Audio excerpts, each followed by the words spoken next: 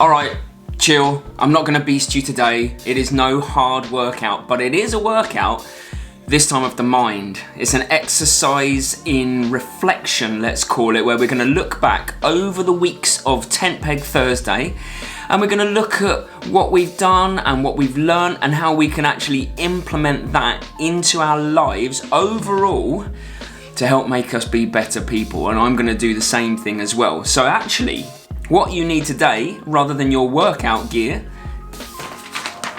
is a piece of paper and a pen or pencil. Colouring is always nice. I always like colours, so why don't you go and grab those and I'll wait for you here. Welcome back. I'm glad you're back. Nice to see you. So you've got your pen and your paper. Let's just quickly talk about some of the things that we learned throughout Tent Peg Thursday. First of all, we learnt about what tent pegs actually are, and we did our own tent pegs. I don't know if you remember, but we drew our own tent and we drew in some tent pegs that we thought that we would quite like to have in our lives, things that will hold our days and lives together as good structure, good routine, so good habit forming. After that, we talked about why it's important to make positive connections in these strange times. I don't know if you remember, but it was about making eye contact and making the right first impression with strangers, which says a lot about you as a person and how you make other people feel, which again, that's really important, especially right now. Then after half term, when we came back, we learnt about the grit pit, okay, about how you have to take risks, how you have to take on challenge, and you have to not know something and be comfortable with that, because eventually you will if you keep persevering. And we gave you the steps that you needed to dig your way out of the grit pit, and loads of you sent me really good photos of your steps to get yourselves out of the grit pit, so that was really nice to see. After that, we did a bit of juggling. We did a bit of stretching, all really good ways of adding other tent pegs and teaching you things in your life like perseverance and structure and grit. And then the last one that we did last week were motivation hacks. I gave you 5 tools to help you override this and tell the brain who is boss. It's you. I mean, I know your brain is you, but you know what I mean, that really the primal part of your brain wants to keep you safe and comfortable, and you need to override that and challenge your limits and push yourselves out of your comfort zone. And with those 5 motivational tools, then you can do that. So today what we're gonna do is, and oh God, I'm really sorry, Miss Rodwell, my art skills are shocking, but we're going to talk about us as a person inside and us as what we want to take from outside and bring into us that we don't necessarily have. Let me explain more, but I'll be drawing it. Here is my very basic representation of me, and I'm going to fill in the 5 qualities that I'm proud I have and help make me be me. I want you to fill in your own one too. Firstly, I'm proud of my thirst for knowledge. I really want to learn things all of the time. Then, I really value my effort that I put into things. I work hard and I enjoy doing it. I'm also passionate about lots of things. I feel it like a burning fire inside me, and I try to be kind to everyone.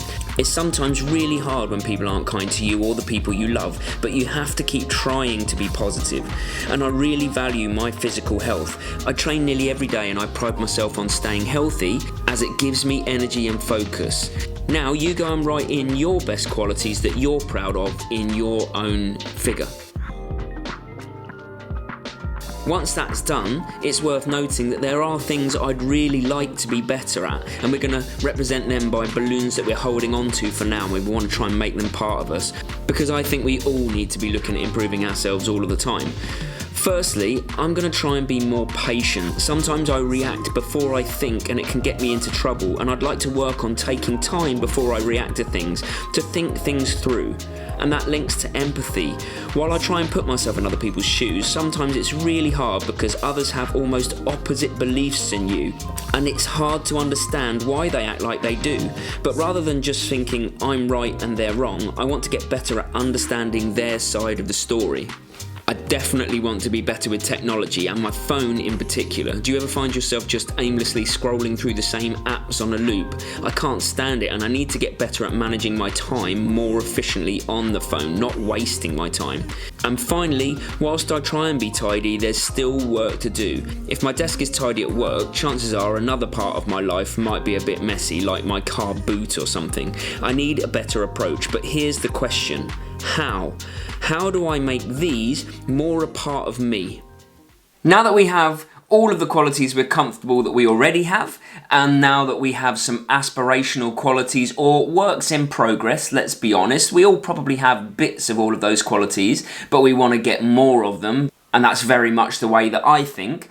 Let's talk about some books that you could read over the half term, or you could order, that will help you achieve that. Now, I'm huge into reading. I love it. I have 2 books on the go at any one time. I have one audio book and I have one book by my bed. So I read before I go to bed, and when I'm working out or when I'm cleaning the house or, doing anything that I can think of, I'll also be listening to my audio book. So I love books. And here are 5 that I want to recommend to you that I think can really help you. Now, the first 3 are predominantly for years 3 to 6, and then the second 2 are for years 7 to 8. But again, use your best judgment. They're not exclusively that, so you could read any of these 5 books if you have a chat with your parents and they think that it's an appropriate book for you. Book 1 is called Big Life Journal by Alexandra Edens, and it'll probably show up here. Now, it's a bit of an interactive book. It's not just reading, and it teaches you about growth mindset and other things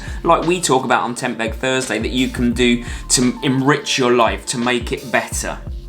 That's a really good introductory book.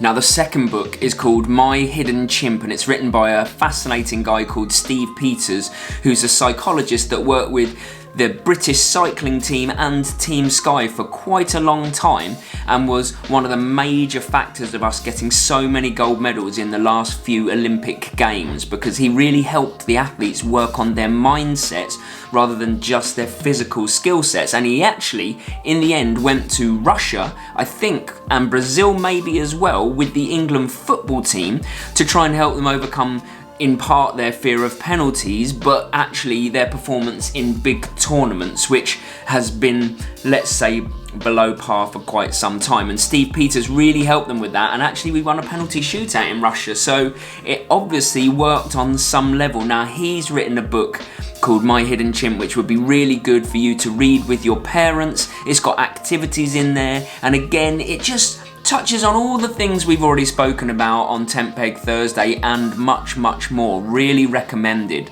And the last book for years 3 to 6 is called You Are Awesome by Matthew Syed. Now, Matthew Syed, again, was a Team GB table tennis player and has turned into a newspaper columnist, and he's written lots of books, but he is really about the psychology of sport, and he really believes what I believe, in that it's not really anything to do with talent, it's more about the effort you put in and how you use what you already have.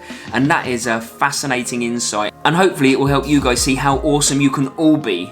Now, moving on to years 7 and 8, I've got 2 book recommendations for you. The adults, they're kind of more adult books really, but I think you can all handle them. One's called Bounce, again by Matthew Syed, and it's the first one of his books that really shows how it's effort over talent and circumstance over talent, and I think that will really help you. It's a really good read. And one that I'm reading right now, which I'm absolutely loving, is called How Bad Do You Want It by Matt Fitzgerald, and it's a very sports psychology book, but it gives really good, fun, interesting examples from the world of sport, so it doesn't sound sciencey or anything like that. It actually uses real world situations, things that have happened in the past, and how athletes have turned failure into success and the mindsets they used in which to do that. Really good stuff. So there you go, there's your 5 books. You can buy one, you can buy all 5, you can buy none. It's up to you. I'm just putting it out there. These are some really interesting books that hopefully would help you in terms of your growth. And this isn't just to do with sport. This will help you in every single lesson, in every single setting in life that you have. It's more than PE. This is about our lives. So all that's now left is Freestyle Friday, and then you've got half term. Woohoo! which is pretty cool, and I'm really excited about that as well. I think we all deserve a little bit of rest, and let's hope for some nice weather. So I'll see you tomorrow for Freestyle Friday. Share with me on Seesaw the drawings that you did, what qualities that you're looking to build into your lives, and maybe what books you're looking to order as well. And I'll see you soon.